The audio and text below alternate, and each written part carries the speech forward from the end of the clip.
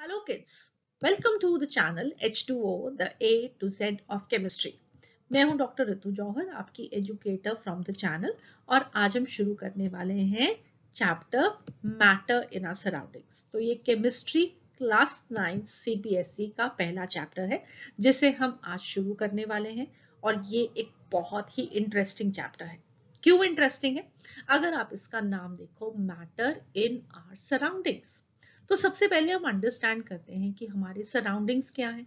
तो हमारे आसपास जो कुछ भी हम देख सकते हैं, महसूस कर सकते हैं, वो सब क्या है? हमारी सराउंडिंग्स। फॉर एग्जाम्पल, अब आप एक कमरे में बैठ के आज पढ़ाई कर रहे हैं, मैटर इन सराउंडिंग्स चैप्टर को लर्न कर रहे हैं। तो आपके सराउंडिंग्स में क्या है, आपके आसपास क्या है? सबसे पहले आपके सामने आपका कंप्यूटर, लैपटॉप या मोबाइल फोन है, राइट? तो ये आपकी सराउंडिंग है। आप एक टेबल चेयर पे बैठ के पढ़ रहे हैं, तो that is also your surroundings. आपके पास एक कॉपी है, एक पेन है नोट्स लेने के लिए, again that is your surroundings. आप जिस रूम में बैठे हैं उस रूम में हर एक चीज आपकी सराउंडिंग है। उसमें अलमीरा है, फर्नीचर है, रूम की वॉल्स हैं, वो रूम खुद आप क्या है, वो सब आपकी सराउंडिंग्स हैं।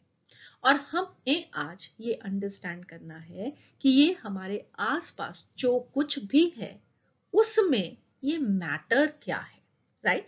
तो आज के इस लेक्चर में जो हम टॉपिक अंडरस्टैंड करेंगे, सबसे पहले वो है व्हाट इज मैटर, और उसके बाद we will be understanding what is matter made up of. तो चलिए शुरू करते हैं आज की पढ़ाई। This is going to be very interesting, क्योंकि जो कुछ भी हम इस चैप्टर में पढ़ेंगे वो सब कुछ हमारी एवरीडे लाइफ, हमारी रोजमर्रा की जिंदगी के साथ जुड़ा हुआ है। आपने कभी ध्यान नहीं दिया होगा, कभी दिया होगा, बहुत सारे ऐसे क्वेश्चंस आपकी एवरीडे लाइफ से रिलेटेड आपको इस चैप्टर में अंडरस्टैंड करने को मिलेंगे। तो चलिए शुरू करते हैं। First of all let us understand what do we mean by matter. Matter का मीनिंग क्या होता है? तो इसे हम सबसे पहले डिफाइन करते हैं। Anything that has mass and occupy space and the presence of which can be felt by any one or more of our five senses is called as matter. अब इस डेफिनेशन को पार्ट बाय पार्ट अंडरस्टैंड करने की कोशिश करते हैं, और उसके लिए पहले हम कुछ एग्जाम्पल्स देखते हैं कि what are the examples of matter. तो जैसे हम डिस्कस कर रहे थे, आपके कमरे में आपकी चेयर है, टेबल है, आपने कपड़े पहने हुए हैं, वो सब क्या है? मैटर। आपके हाथ में जो कॉपी है, पेन है, अगेन वो क्या है? मैटर। आप सॉल्ट खाते हैं, चीनी खाते हैं, कार में घूमने जाते हैं, आयरन, लोहा, लोहे की कितनी चीजें बनी हुई होती हैं, similarly wood, coal, petroleum, clay, air, trees, sand, soil, human beings, हम खुद, सब क्या है? Matter. Everything around us, in fact we also are nothing but matter. अब मैटर के लिए होना जरूरी क्या है, कि हम किस चीज को कहेंगे कि ये मैटर है? तो सबसे पहली चीज क्या है कि उसका कुछ मास होना चाहिए। तो अगर आप एक चेयर उठाओगे तो आपको पता लगेगा कि हाँ, इसका कुछ भार है। सिमिलरली टेबल उठाओगे तो शायद उससे भी ज्यादा भारी होगा। तो ये मास है, उनका कुछ वजन है, इसलिए हम इन्हें क्या बोलते हैं? मैटर। अब क्लोथ्स हल्के होते हैं, बट कुछ भार तो होता है उनका, इसलिए ये भी क्या है? मैटर। सो सिमिलरली ये सब चीजें जो कि हमने एग्जांपल्स में लिखी हैं, इनफैक्ट एवरीथिंग अराउंड अस, राइट, वो सब क्या है? मैटर। ऐसी चीजें जिन्हें हम नहीं भी देख सकते हैं, मगर अगर वो एग्जिस्ट करती हैं तो हर एक चीज का मास होगा, और that is going to be called as matter, right? तो बड़े बड़े प्लैनेट्स हम देख नहीं पाते हैं, हमें देखने के लिए टेलीस्कोप यूज करना पड़ता है, but they are also matter, right? और बहुत छोटे छोटे माइक्रोस्कोपिक ऑर्गेनिजम्स जिन्हें हम माइक्रोस्कोप के साथ देखते हैं, बैक्टीरिया है, बहुत सारे छोटे छोटे माइक्रोस्कोपिक ऑर्गेनिजम्स हैं, तो वो भी क्या है? मैटर। क्योंकि चाहे जितना मर्जी कम हो, अगर किसी एक चीज का वजन है तो वो क्या है? Matter. In fact everything around us is going to be matter, चाहे हम उसे देख सकें या ना देख सकें, ठीक है? दूसरी चीज है कि वो चीजें क्या है? स्पेस ऑक्यूपाई करते हैं। फॉर एग्जाम्पल, हम मानते हैं कि आप अभी इस टाइम पे पढ़ाई कर रहे हैं, आपके टेबल पे बहुत सारी किताबें पड़ी हैं। इनफैक्ट आपका टेबल, आप किताब उठाते ही नहीं हो, आपकी मम्मा आएंगे, वो किताबें इकट्ठी करेंगे, साइड पे अच्छे से लगाएंगे और आप उनको ऐसे ही छोड़ जाते हो, राइट। अब हम इमेजिन करते हैं कि आपका जो टेबल है वो सारे का सारा किताबों से भरा हुआ है, उसमें कुछ भी और रखने की जगह नहीं है। और अब मम्मा आए और मम्मा आपके लिए कुछ टेस्टी सा बना कर ले आए, बट वेल आपके पास तो जगह ही नहीं है टेबल पे रखने की। तो आप क्या करोगे? सिंपली आप किताबों को कुछ साइड पे करोगे और अपनी वो टेबल पे प्लेट को रख लोगे। इसका मतलब है कि उस प्लेट को कुछ जगह चाहिए, तभी आपको बुक्स को पीछे करना पड़ा। वो बुक्स जिन्हें आपने पीछे किया वो कुछ स्पेस ऑक्यूपाई कर रही थी। तो वेल, हर एक चीज जिसके पास मास है वो कुछ स्पेस भी ऑक्यूपाई कर रही है, कम ऑक्यूपाई करे या ज्यादा ऑक्यूपाई करे, बट वो सब कुछ स्पेस ऑक्यूपाई करते हैं, राइट। तो everything that has mass and occupy space is called as matter. और ये जो मैटर है उसे हम अपने 5 सेंसेस में से किसी भी एक 5 सेंस से उसकी प्रेजेंस को फील कर सकते हैं।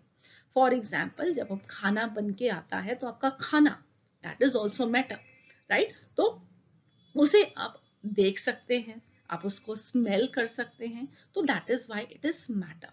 टेबल, चेयर, इन सब चीजों को आप देख सकते हो, हाथ लगाओगे, टच करोगे, आप इन्हें महसूस कर सकते हो। सो anything that has mass and occupies space, the presence of which can be felt by any one or more of our 5 senses is called as matter.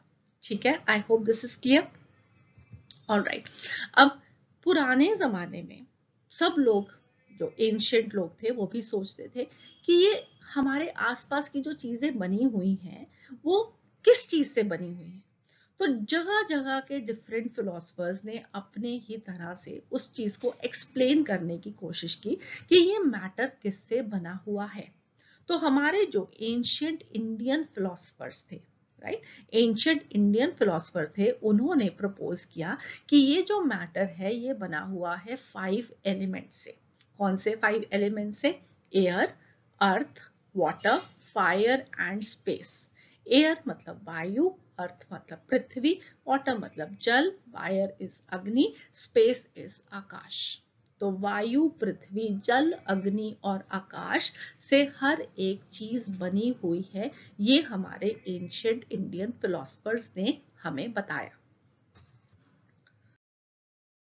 So what is matter made up of? Well, ancient philosophers के accordingly it is made up of the 5 elements, that is air, earth, water, fire and space। और उन्होंने इसको collectively बोला पंच तत्व। पंच मतलब 5, तत्व मतलब element. 5 element, 5 elements जो कि मैटर को फॉर्म करते हैं, they are air, earth, water, fire and space. अब हमने अपने एंशियंट फिलोसफर्स की इस अंडरस्टैंडिंग को आगे रिसर्च नहीं किया, हमने उसके बारे में आज के मॉडर्न टाइम्स में बहुत ज्यादा स्टडी नहीं किया, मगर इसका मतलब ये नहीं है कि हमारे वो जो एंशियंट इंडियन कंसेप्ट्स हैं ऑफ मैटर वो गलत है। वो गलत नहीं है, और क्यों गलत नहीं है हम उसको अंडरस्टैंड कर सकते हैं इस एक पिक्चर से, राइट। अब ये एक रिप्रेजेंटेशन क्या बता रही है? हमारे पास अर्थ है, फायर है, वाटर है, एयर है, जो कि 4 एलिमेंट्स हो गए मैटर के according to the ancient Indian philosophers, और 5वां है space which is all around these 4। ठीक है, तो ये चारों कहाँ पे प्रेजेंट है? ऑब्वियसली स्पेस में प्रेजेंट है। अब हम कहते हैं कि ये 5 एलिमेंट्स हैं जो कि सारे के सारे मैटर को फॉर्म करते हैं। तो अगर हम एग्जाम्पल लें, फॉर एग्जाम्पल हमारे पास ब्रिक्स हैं, ईंटें हैं, तो ईंट कहाँ से बनेगी? ईंट बनेगी मिट्टी की।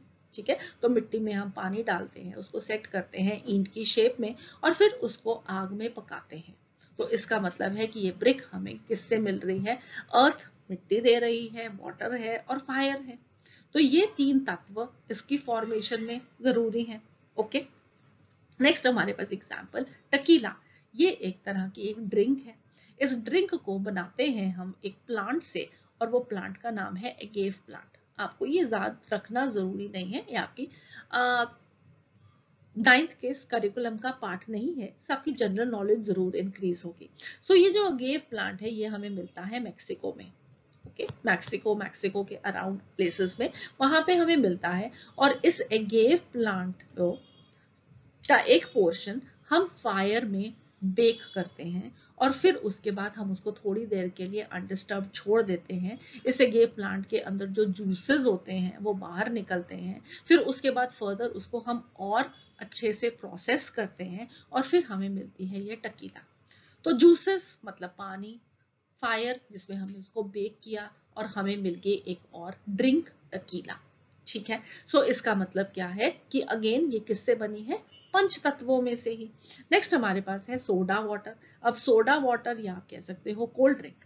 ठीक है, तो कोल्ड ड्रिंक्स में क्या होता है, कोल्ड ड्रिंक्स में पानी होते हैं, कुछ जूस सिरप्स डालते हैं जो कि टेस्ट एनहांस करते हैं और फिर उसके अंदर अगर हमने एक कोक का कैन फॉर एग्जांपल लिया तो उस सारे जो सिरप है, पानी है, उसमें हम कार्बन डाइऑक्साइड को अंडर हाई प्रेशर बंद कर देते हैं। ठीक है, तो गैस उसमें से पास करके उसको बंद कर देते हैं। इसीलिए जब हम कैन खोलते हैं तो बहुत सारी गैस बाहर निकलती है in the form of bubbles, right. So इसका मतलब कोल्ड ड्रिंक किससे बना है, वाटर से बना है। Carbon dioxide that is nothing but a gas and gas is present in air. Okay, so again हमारे पास क्या आ गए, soda water made of the panch tattva. Similarly हमारे पास एग्जाम्पल है स्मॉग का। Smog is nothing but smoke plus fog. Smoke धुआं, धुएं के अंदर क्या होता है, अनबर्न्ड पार्टिकल्स भी प्रेजेंट है। जैसे कि अगर हमने एक लकड़ी ली, लकड़ी को हमने आग लगाई, तो वो आग लगाते हैं तो उसमें एक तो वो धुआं निकलता है, गैसेस निकलती हैं, बट उसके साथ साथ कुछ ब्लैक ब्लैक अनबर्न्ड वुड के पार्टिकल्स भी निकलते हैं। ठीक है, और साथ में फॉग, धुंध जब होती है, अगर उसमें ये स्मोक मिक्स हो जाए तो हम उसे बोलते हैं स्मॉग। तो वो स्मोक में जो अनबर्न्ड पार्टिकल्स आए, चाहे हमने वो लकड़ी के कुछ अनबर्न्ड पार्टिकल्स हैं या उसमें फाइन पार्टिकल्स और सैंड हो, तो वो सब कुछ कहाँ से मिलेगा हमें, अर्थ से। और earth and air, okay, again the gases, so this is nothing but the पंच तत्व which is also forming smog। तो इन सब एग्जाम्पल से आप अंडरस्टैंड कर सकते हो कि ये पंच तत्व ही हैं जो कि मैटर को फॉर्म करते हैं। बट हम मॉडर्न टाइम्स में क्या अंडरस्टैंड करते हैं, मैटर किससे बना हुआ है। Now let us learn that. तो मॉडर्न कंसेप्ट के accordingly well matter is composed of minute particles. बहुत ही छोटे छोटे पार्टिकल्स से हर एक चीज बनी हुई है, चाहे वो लिविंग हो चाहे वो नॉन लिविंग हो। हर एक चीज that you can see around you is made up of minute particles। इतने छोटे particles जिन्हें आप naturally अपनी naked eye के साथ नहीं देख सकते। ऑलराइट, और ये पार्टिकल्स अगर आपने अपनी जूनियर क्लासेस में पढ़ा हुआ है तो वेल ये पार्टिकल्स हैं एटम्स एंड मॉलिक्यूल्स, जिनके बारे में हम डिटेल में पढ़ेंगे अपने अपकमिंग चैप्टर्स में। ओके, सो अभी के लिए ये मैटर क्या है, मैटर बना हुआ है बहुत ही छोटे पार्टिकल से। अब इसका हम ऐसे अंडरस्टैंड करते हैं, वेल अगर हम इस पिक्चर को यहाँ पे देखें तो आप यहाँ पे क्या देख रहे हो, वेल आप देख रहे हो कि एक तरफ है पानी और दूसरी तरफ है सैंड, राइट। अब पानी भी आपको ऐसे लग रहा है कि कॉन्टिन्यूअस है, पानी की सरफेस है, और दूसरी तरफ आप देख रहे हो कि सैंड को हम दूर से देख रहे हैं तो बिल्कुल ऐसे लग रहा है जैसे कि कोई चादर बिछी हुई हो, बिल्कुल स्मूथ सरफेस। मगर अगर हम इसी सैंड को थोड़ी पास से देखें, राइट, तो आपको देखेगा लगेगा कि ये बिल्कुल स्मूथ सरफेस नहीं है। आपको ये छोटे छोटे कण, छोटे छोटे पार्टिकल्स दिखाई दे रहे हैं। और अगर मैं इसी सैंड को अपने हाथ में ले लूं तो वेल अब आप इन पार्टिकल्स को देख भी सकते हो। तो दूर से ये स्मूथ सरफेस दिखने वाली वेल छोटे छोटे सैंड के पार्टिकल से बनी हुई है। और वेल अगर हम इस छोटे पार्टिकल को भी माइक्रोस्कोप के नीचे स्टडी करेंगे तो हम देखेंगे कि ये सैंड का छोटा सा पार्टिकल और आगे बहुत बहुत बहुत सारे छोटे पार्टिकल से बने हुए हैं जिन्हें हम बोलते हैं एटम्स एंड मॉलिक्यूल्स। ठीक है, so matter is composed of minute particles. So next अब हमें स्टडी करना है क्लासिफिकेशन ऑफ मैटर। अब हमने स्टडी किया है कि matter is composed of minute particles. अब ये जो छोटे छोटे पार्टिकल्स हैं ये किस तरीके से अरेंज्ड होते हैं, उस तरीके से हमारे पास बहुत तरह के ऑब्जेक्ट्स होते हैं और यहीं से हम अंडरस्टैंड करते हैं कि हम मैटर को किस तरीके से क्लासिफाई कर सकते हैं, कैसे डिफरेंशिएट कर सकते हैं डिफरेंट तरह के ऑब्जेक्ट्स को।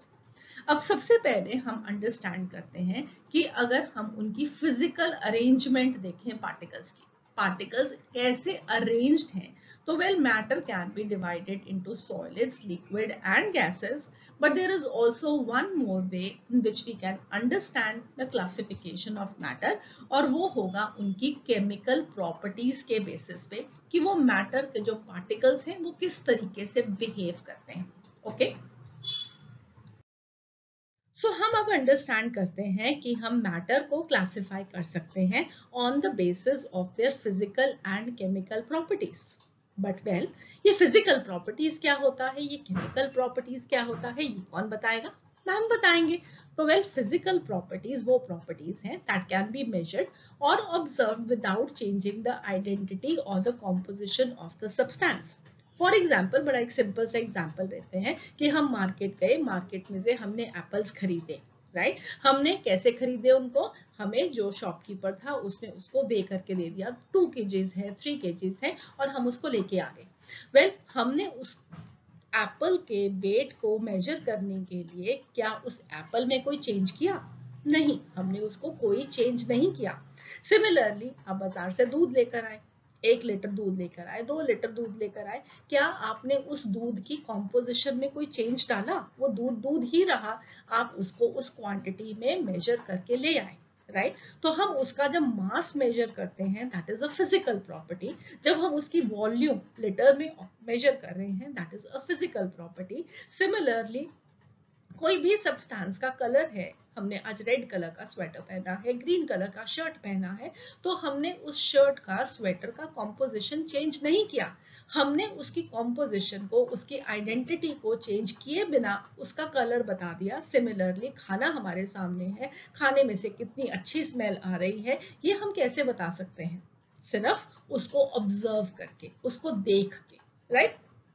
सो ये सब प्रॉपर्टीज कैसी प्रॉपर्टीज होती हैं? ये होती हैं फिजिकल प्रॉपर्टीज। सिमिलरली सब्सटेंस का मेल्टिंग पॉइंट मेजर करना है।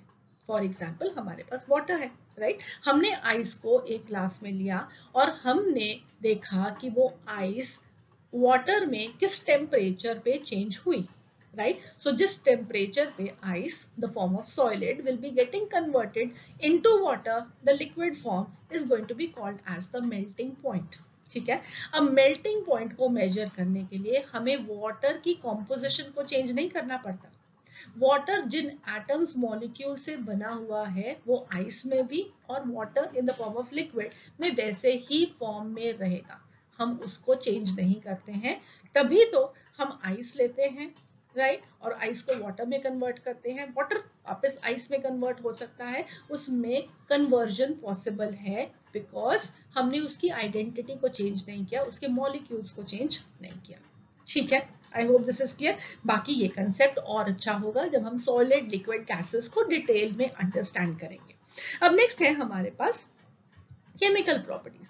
अब केमिकल प्रॉपर्टीज वो प्रॉपर्टीज होती हैं जिन्हें हम मेजर करते हैं या ऑब्जर्व करते हैं जब कोई केमिकल चेंज अकर करता है। For example कंबस्टिबिलिटी। कंबस्टिबिलिटी का मतलब कि हमने किसी चीज को बर्न किया, राइट? फॉर एग्जांपल वेल हमने वुड को बर्न किया, राइट? तो हमारे पास एक लकड़ी का पीस था, हमने उसको बर्न किया। जब हमने उसको बर्न किया तो क्या बनता है? कुछ धुआं निकलता है, स्मोक निकलती है और बाकी पीछे थोड़ी सी ऐश रेजिड्यू सब बच के रह जाता है।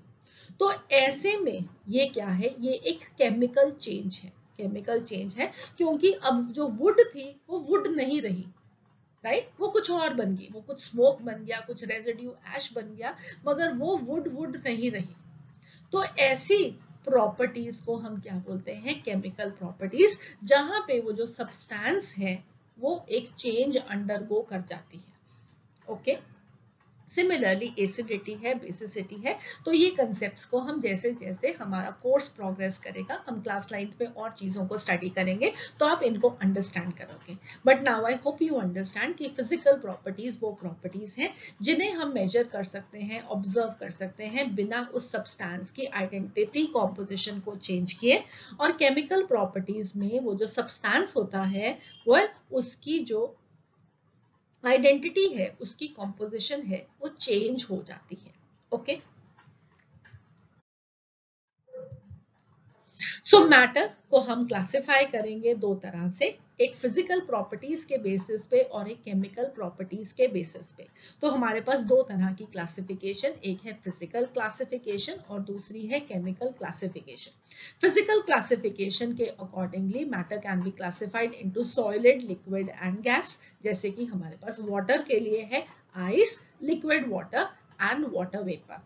और दूसरे तरीके से जब हम केमिकली उसको क्लासिफाई करेंगे तो well the classification is going to be that matter can be divided into two classes, mixtures and pure substances. Mixtures को आगे फर्दर हम डिवाइड करेंगे into homogeneous and heterogeneous mixtures, pure substances को into elements and compounds further into inorganic compounds and organic compounds. मगर इस chemical classification को हम chapter 1 matter in our surroundings में डिस्कस नहीं करेंगे, that we will be taking up in chapter number 2। सो अगले chapter में हम इसके बारे में बात करेंगे। इस चैप्टर में हम सिर्फ मैटर के फिजिकल नेचर के बारे में ही अंडरस्टैंड करेंगे, सॉलिड, लिक्विड, गैसेस के बारे में और अच्छे से अंडरस्टैंड करेंगे। सो अब हम इन पिक्चर में देख सकते हो, सबसे पहले ice, the solid state of water, उसके बाद water, the liquid state of water, and then we have water vapours in the form of steam, that is going to be a gas state of water.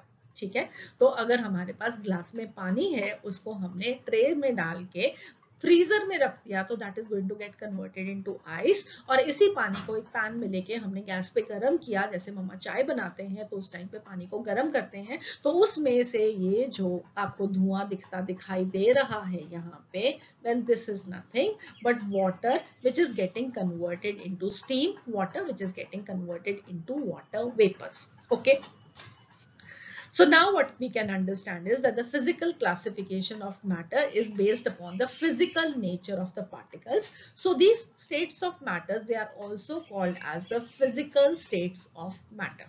ठीक है, तो physical nature पे है, इसलिए state of matter को हम क्या बोल सकते हैं, फिजिकल स्टेट ऑफ मैटर, ये केमिकल स्टेट ऑफ मैटर नहीं है। ओके, सो इसका मीनिंग क्या है कि हमारे पास जितने भी मैटर के कंपोनेंट टाइनी पार्टिकल्स हैं वो सारे के सारे मैटर की फिजिकल स्टेट्स में सेम रहेंगे। ठीक है, तो जो मैटर के टाइनी पार्टिकल्स हैं, जिससे ये मैटर बना है, जिससे ये वाटर बना है, जिससे ये आइस बना है, जिससे ये वाटर बना है, वो सब सेम है। डिफरेंट क्या है, इनकी फिजिकल नेचर, क्या ये सॉलिड है या ये लिक्विड है या ये गैसेस है, just like ice as solid, water as liquid and the steam or water vapors as the gas. But all the three, they will be composed of same type of particles. और वो particles water के case में क्या होते हैं, water का जो सबसे छोटा पार्टिकल है that is going to be one molecule of water, and one molecule of water is going to be made up of two atoms of hydrogen and one atom of oxygen. So इस part पे do not worry, हम atoms molecules को आगे upcoming lectures में बहुत अच्छे से understand करने वाले हैं। So concepts धीरे धीरे clear होते जाएंगे। But what you have to just remember is कि जो भी particles मैटर को फॉर्म करते हैं, अगर वो सब्सटेंस सेम है, चाहे वो जितने मर्जी स्टेट्स ऑफ मैटर में एग्जिस्ट करे, चाहे वो एक ही मैटर की स्टेट में एग्जिस्ट कर रहा हो या वो तीनों मैटर की स्टेट में एग्जिस्ट कर रहा हो, उसका जो कॉन्स्टिट्यूएंट पार्टिकल्स हैं वो सेम रहेंगे, सिर्फ उसकी फिजिकल नेचर डिफरेंट होगी, उसकी स्टेट डिफरेंट होगी। Okay, so now let us understand more about this physical nature of matter. ठीक है, अब हम अंडरस्टैंड करते हैं कि ये जो पार्टिकल्स हैं जो मैटर को फॉर्म करते हैं, उनका फिजिकल नेचर कैसा है, उनकी ये फिजिकल प्रॉपर्टीज कैसी हैं, राइट, वो कैसे बिहेव करते हैं, उनकी कैरेक्टरिस्टिक्स कैसे हैं। और सबसे पहली इंपॉर्टेंट कैरेक्टरिस्टिक क्या है कि every matter in this universe whether living or non living is composed of tiny particles, right. तो चाहे लिविंग हो, चाहे वो नॉन लिविंग हो, चाहे वो हम हैं, चाहे वो हमारे आसपास है, चाहे वो हमसे दूर है, किसी और प्लैनेट पे प्रेजेंट है, सन पे प्रेजेंट है, मून पे प्रेजेंट है, कहीं पे भी प्रेजेंट है, अगर किसी चीज को हम मैटर कह रहे हैं तो well that is going to be composed of very tiny particles, ठीक है। एंड इन टाइनी पार्टिकल्स के बीच में वेरी इंपॉर्टेंटली हमेशा कुछ स्पेस प्रेजेंट होती है, right? So matter is composed of tiny particles and these tiny particles, they have some spaces between them. How do we understand this? Okay उसके लिए हम एक सिंपल सा एक्सपेरिमेंट करते हैं। हमने एक ग्लास लिया, हमने उसमें पानी डाल दिया और वेल हमने क्या किया, उस पर एक मार्क भी लगा दिया। ओके यहाँ पे मार्क लगा दिया, ये सेम वही ग्लास है और उस ग्लास के अंदर हमने क्या किया, वेल हमने 1 चम्मच सॉल्ट का डाल दिया। सॉल्ट डाल सकते हैं, चीनी डाल सकते हैं, जो आपको पसंद है वो आप डाल सकते हैं। ओके तो पहले आप एक ग्लास लो, ग्लास के अंदर पानी डालो और फिर उसके बाद वहां पे एक, जहां पे वो पानी आपने जिस लेवल पे फिल किया है वहां पे आप एक मार्क लगा दो। ओके और उसके बाद आप उसमें 1 चम्मच नमक का या 1 चम्मच चीनी का डाल दो।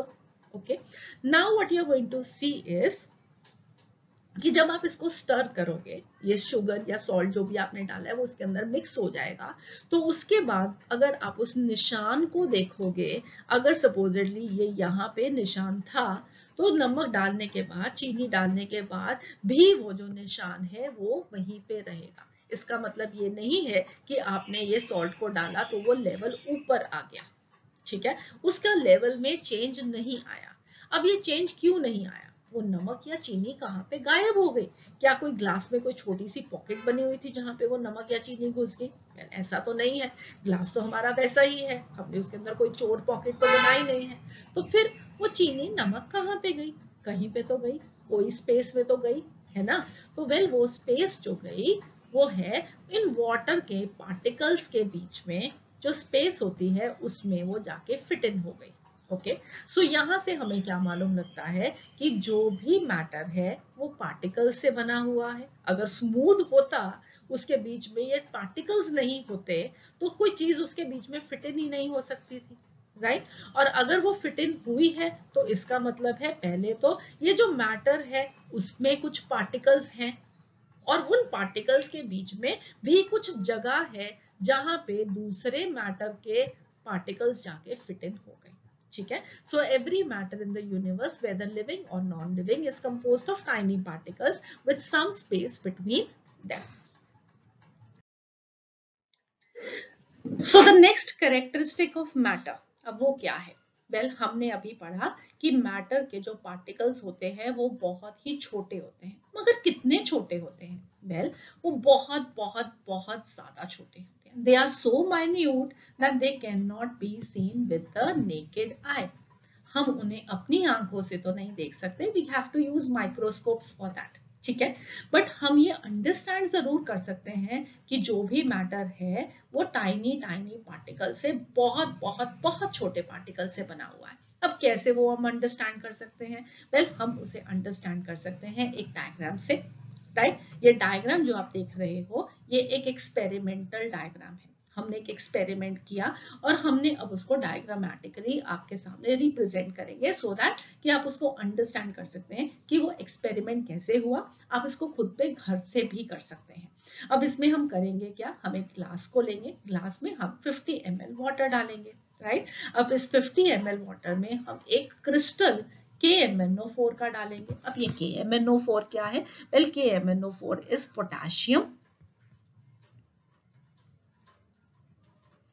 permanganate. Okay, right. So it is going to be potassium permanganate.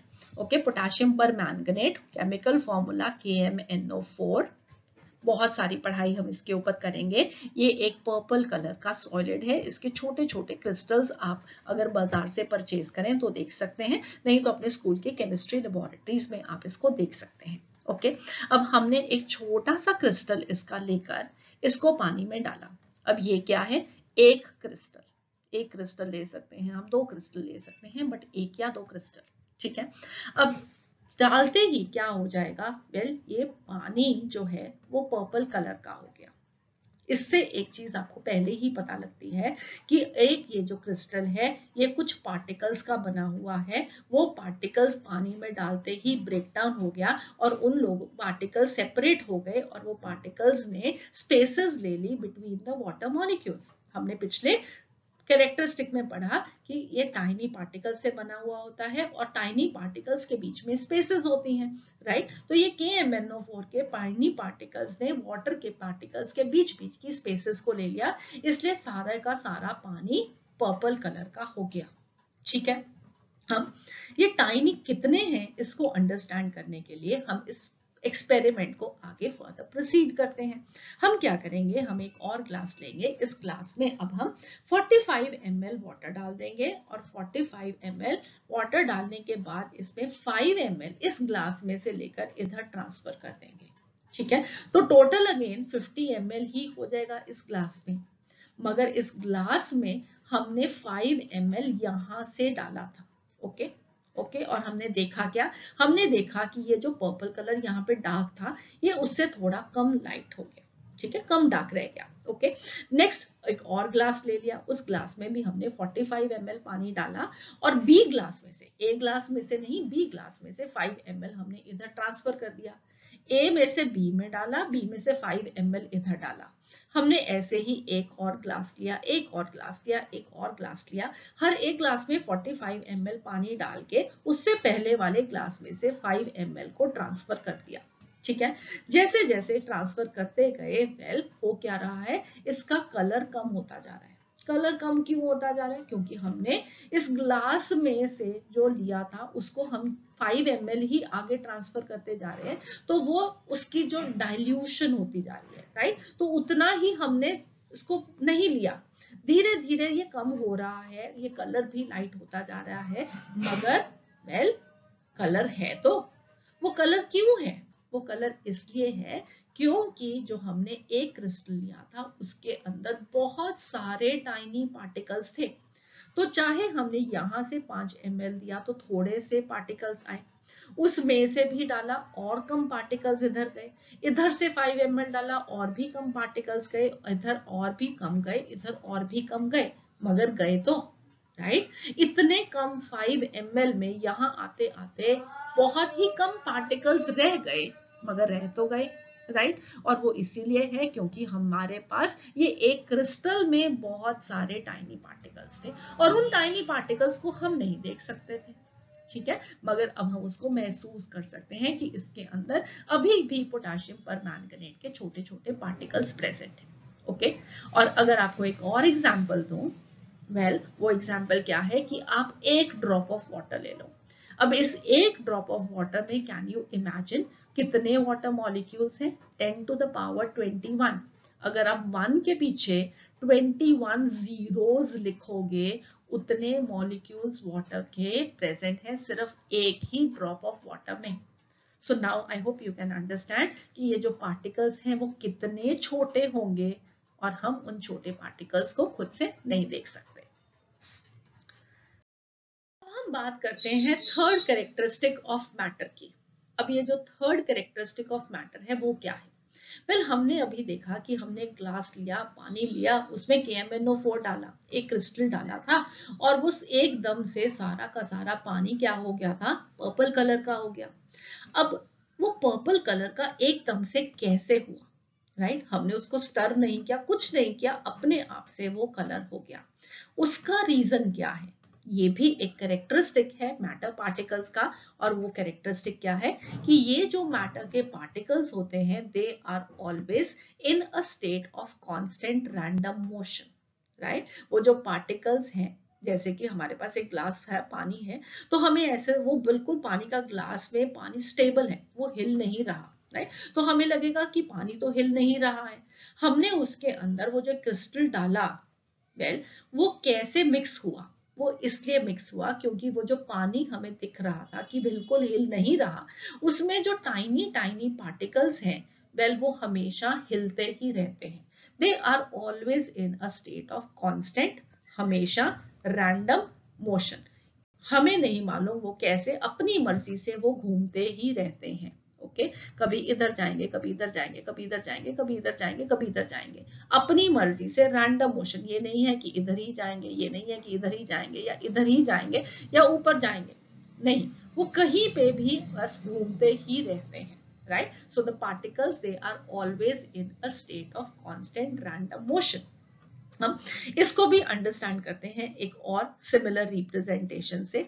हमारे पास एक ग्लास है, अगेन 50 ml वाटर लिया, उसके अंदर अब हमने रेड इंक डाल दी या वही पोटेशियम परमैंगनेट का एक क्रिस्टल डाल दिया। अब हम क्या देखते हैं कि यहाँ पे जैसे ही हमने डाला, पहले जब हमने ऊपर से डाला तो यहाँ पे आपको दिख रहा होगा कि ये रेड कलर ज्यादा है, और जैसे जैसे आप नीचे जाओगे ये रेड कलर कम है।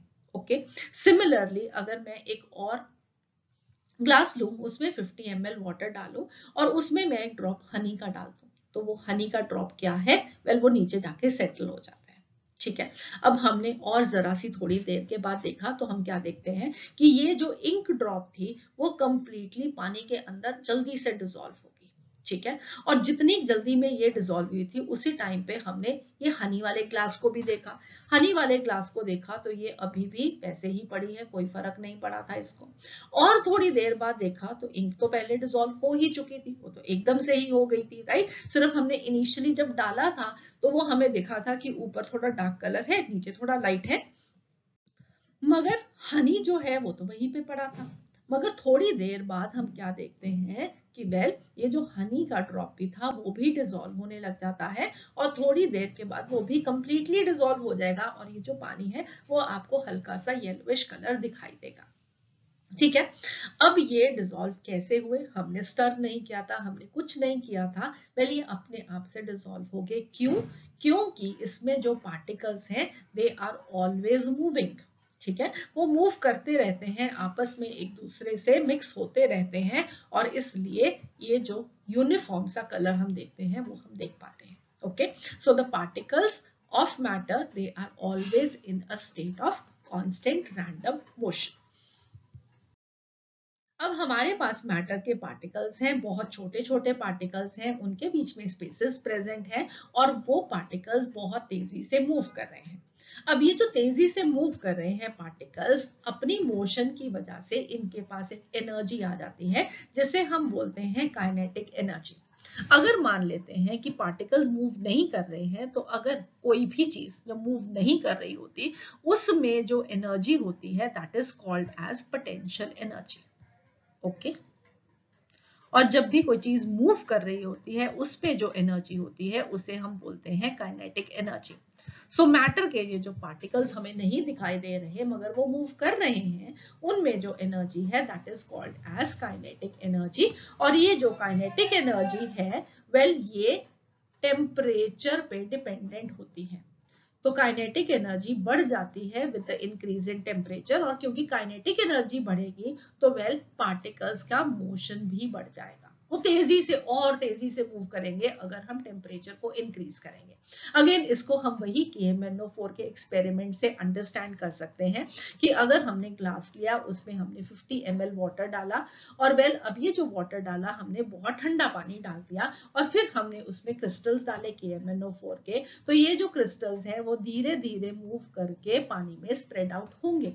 ठीक है, मगर ऑपोजिटली अगर हम पानी को गर्म ले लेंगे तो पानी गर्म लेते ही ये क्रिस्टल्स एकदम से पानी में स्प्रेड आउट होके पर्पल कलर का सोल्यूशन फॉर्म कर देंगे। क्यों?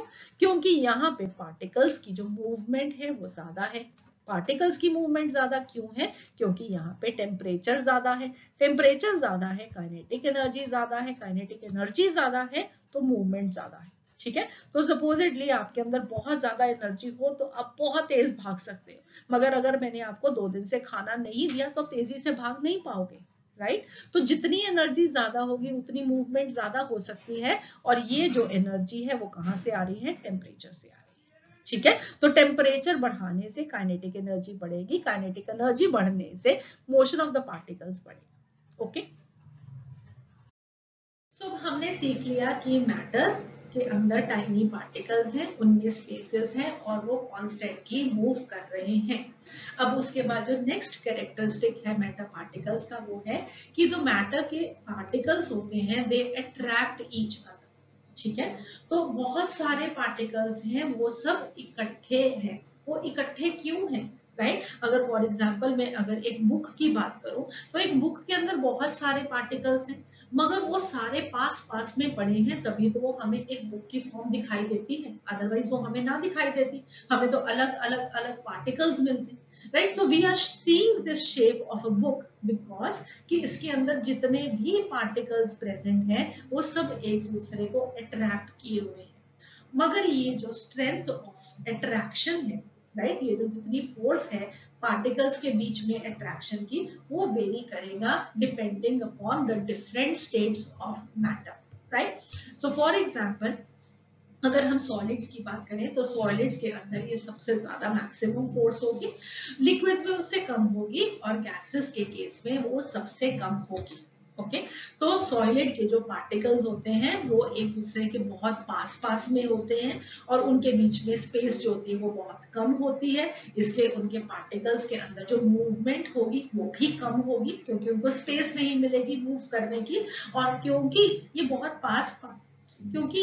पास पास में है एक दूसरे के, इसलिए इनके अंदर जो फोर्स ऑफ अट्रैक्शन है that is going to be the strongest. Next we will be having the liquids. तो लिक्विड्स के अंदर जो पार्टिकल्स हैं वो थोड़ी दूर है, सॉलिड्स के कंपैरिजन में उनके अंदर स्पेसेस ज्यादा है, they are not in close contact, इसलिए the forces of attraction between the particles is also going to be weak. जो पास पास में है उनमें फोर्स ऑफ अट्रैक्शन ज्यादा और जो दूर दूर में है उनमें वीकर फोर्सेस। या हम कह सकते हैं कि सॉलिड्स के अंदर पार्टिकल्स पास पास में क्यों है, क्योंकि उनमें फोर्सेस ऑफ अट्रैक्शन सबसे ज्यादा स्ट्रॉन्ग है, और लिक्विड्स के अंदर पार्टिकल्स दूर हो गए क्योंकि उनके अंदर फोर्सेस ऑफ अट्रैक्शन कम हो गई। और गैसेस के अंदर पार्टिकल्स बहुत ही दूर दूर है, उनके बीच में बहुत ज्यादा स्पेसेस हैं, क्यों? क्योंकि उनके अंदर ना के बराबर फोर्सेस ऑफ अट्रैक्शन है। ठीक है, या हम उसको कहते हैं कि नहीं है, या हम उसको कहते हैं नेग्लिजिबल अमाउंट, ना के बराबर उनके अंदर फोर्सेस ऑफ अट्रैक्शन, क्योंकि ये पार्टिकल्स एक दूसरे से बहुत दूर दूर हैं। ओके, सो ये जो पार्टिकल्स के बीच में फोर्सेस ऑफ अट्रैक्शन है उसके लिए हमारे पास एक वर्ड है, इसको हम बोलते हैं फोर्स ऑफ कोहेशन। ठीक है, फोर्स ऑफ कोहेशन। एक तरह के पार्टिकल्स के बीच में जो अट्रैक्टिव फोर्स होती है उसे हम बोलते हैं फोर्स ऑफ कोहेशन। और अगर हमारे पास डिफरेंट तरह के पार्टिकल्स हो उनके बीच में जो अट्रैक्टिव फोर्स होती है, do remember that is called as force of adhesion. ठीक है, फोर्स ऑफ कोहेजन जहां पे पार्टिकल्स एक तरह के हो और अगर अनलाइक पार्टिकल्स के बीच में अट्रैक्टिव फोर्स हो उसे हम बोलते हैं फोर्स ऑफ एडहेजन। और ये जो कोहेसिव फोर्स है this is keeping the particles of matter together. Okay, so the strength of the force, again this is going to vary in the different states of matter. In solids this force is going to be maximum, in the gases it is going to be minimal. Again हम इसको कैसे understand करते हैं, let us see that. सो आपके सामने अब कुछ pictures हैं, इन पिक्चर्स में अगर आप यहाँ पे देखोगे कि हमने एक वुडन ब्लॉक लिया, इस वुडन ब्लॉक के अंदर आपको इस नेल को डालना है। ठीक है, अगर आप अपने हाथ से कोशिश करोगे शायद आप इसमें एक छोटा सा पॉइंट बना सको, बट आप इस पूरे के पूरे नेल को इस वुडन ब्लॉक के अंदर लेकर नहीं जा सकते।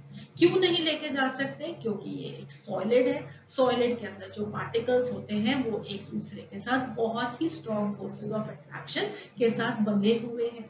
ठीक है, अगर आप नेक्स्ट अगर लिक्विड देखोगे तो लिक्विड के अंदर हमने एक ग्लास लिया है, हमने पानी डाला, इसके अंदर हमने एक सी स्टरर डाला।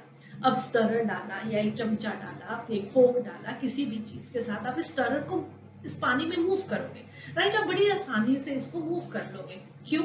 ये आप यहाँ पे तो नहीं कर सकते थे, आप इस वुडन ब्लॉक में क्या इसको ऐसे डाल के घुमा सकते हो? आप नहीं घुमा सकते हो अनलेस इसके अंदर वो कैविटी बनी हुई हो जिसमें आप उसको घुमाओ। मगर ग्लास में ये पानी है और पानी में आप बड़ी आसानी से इस स्टरर को मूव कर सकते हो। Why? बिकॉज इसके मॉलिक्यूल्स के बीच में स्पेसेस ज्यादा हैं, इनके मॉलिक्यूल्स के बीच में जो फोर्सेस ऑफ अट्रैक्शन है वो कम है। सिमिलरली अगर हमें गैस लें एक सिलेंडर के अंदर, इसके ऊपर एक ये पिस्टन है, इसके ऊपर हमने प्रेशर डाल के इसको गैस को यहाँ पे इतने एरिया में बंद करके रखा हुआ है, मगर जैसे ही हम इस पिस्टन को ऊपर को खींचेंगे ये गैस सारी की सारी इस सिलेंडर को ऑक्यूपाई कर लेगी। क्यों? क्योंकि गैस के मॉलिक्यूल्स में जो फोर्सेस ऑफ अट्रैक्शन है वो कम है। एक और एग्जांपल आपको बताती हूँ। राइट, आपके सामने आपका फ्रेंड आया, राइट, आपने अपने फ्रेंड को दूर से देखा और आपने उसको बड़े अंसे से वेव करना शुरू कर दिया, हाथ हिला के ऊपर, हाय हाय हाय, मैं हूँ, क्या तुम मुझे देख सकते हो, right, things like that. Okay, so आप हवा में अपना हाथ बड़े आसानी से वेव कर सकते हो। अगर मैं आपको कहूँ कि आप स्विमिंग पूल में जाओ, पानी में अभी इसी हाथ को हिलाओ, तो आप अगेन बड़े आसानी से स्विमिंग कर लेते हो, मगर क्या उतनी आसानी से कर सकते हो जितना आपने हवा में उस अपने हाथ को वेव किया था? नहीं, राइट, आपको थोड़ी सी मेहनत करनी पड़ेगी, मगर सॉलिड में this is not going to be even possible also. ठीक है, आप तो पहली बात है कि सॉलिड के अंदर खुद से खड़े नहीं हो पाओगे और उसके बाद अपना हाथ भी वेव नहीं कर पाओगे, क्योंकि सॉलिड के अंदर आप घुस नहीं सकते हो, उसके पार्टिकल्स एक दूसरे के बहुत पास पास में, उनके बीच में फोर्सेस ऑफ अट्रैक्शन ज्यादा है। स्विमिंग पूल में जब आप पानी में गए, आपने आसानी से स्विमिंग कर लिया because the particles they are away from each other. ठीक है, उनके बीच में जो फोर्सेस ऑफ अट्रैक्शन है वो वीक है, और गैसेस के केस में वो वीकेस्ट है, इसीलिए आप हवा में बड़े आसानी से अपना हैंड वेव करके अपने फ्रेंड को बुला सकते हो। राइट, तो हमने इस लेक्चर में जो कुछ सीखा उसको जल्दी से रिकैप करते हैं। सबसे पहले हमने सीखा कि मैटर क्या होता है। So matter is anything that has mass and occupy space and the presence of which can be felt by anyone or more of our five senses. उसके बाद हमने सीखा कि मैटर किसका बना हुआ है। तो well, matter is composed of very minute particles. Next हमने ये सीखा कि हम मैटर को कैसे क्लासिफाई कर सकते हैं। So matter can be classified separately according to their physical and chemical properties. Chemical properties के बेसिस पे हम कैसे क्लासिफाई करते हैं उसे हम अभी नेक्स्ट चैप्टर में सीखेंगे। बट अभी इस लेक्चर में हमने क्या सीखा कि फिजिकल प्रॉपर्टीज के बेसिस पे हम मैटर को क्लासिफाई कर सकते हैं as solids, liquids and gases. और उसके बाद हमने अंडरस्टैंड किया the particle nature of matter, फिर मैटर पार्टिकल्स के characteristics. Particle nature of matter या मैटर के पार्टिकल्स के जो कैरेक्टरिस्टिक्स हमने स्टडी किए, जल्दी से उसे भी रिकैप कर देते हैं। सो सबसे पहले हमने अंडरस्टैंड किया कि जितना भी मैटर है यूनिवर्स में, एवरीथिंग इन द यूनिवर्स, चाहे वो लिविंग है चाहे वो नॉन लिविंग है, वो कुछ टाइनी पार्टिकल्स से हमेशा बना रहेगा और उन टाइनी पार्टिकल्स के बीच में हमेशा कुछ स्पेस रहेगी। फिर हमने स्टडी किया कि ये जो पार्टिकल्स हैं ये इतने छोटे हैं कि हम उन्हें नेकेड आई के साथ नहीं देख सकते। Then what we have learned is कि ये जो particles हैं मैटर के, they attract each other, और इनके बीच में जो attractive force होती है उसे हम बोलते हैं cohesive force। और उसके बाद हमने अंडरस्टैंड किया कि ये जो मैटर के particles हैं they are continuously randomly moving, right. अब इस कॉन्टिन्यूअस रैंडम मोशन को अभी हमें और डिटेल में डिस्कस करना है, क्योंकि ये जो मूवमेंट है पार्टिकल्स की, ये तीन तरह की हो सकती है। सबसे पहले translatory motion, number 2 rotational motion and number 3 vibrational motion. तो इन सब चीजों को हम नेक्स्ट लेक्चर में डिस्कस करेंगे। So that would be all for this lecture. I hope आप लोगों को ये लेक्चर अच्छा लगा और आपने इस लेक्चर को एंजॉय किया। इन केस आपके कोई भी डाउट्स हो तो प्लीज फील फ्री, आप अपने डाउट्स को कमेंट सेक्शन में डाल के पोस्ट कर सकते हैं। आप हमें मेल भी कर सकते हैं at h2chemistry@gmail.com। So see you again for the next lecture, and if you like the lecture, please do not forget to subscribe, like and share. Thank you. Have a nice day. Bye bye.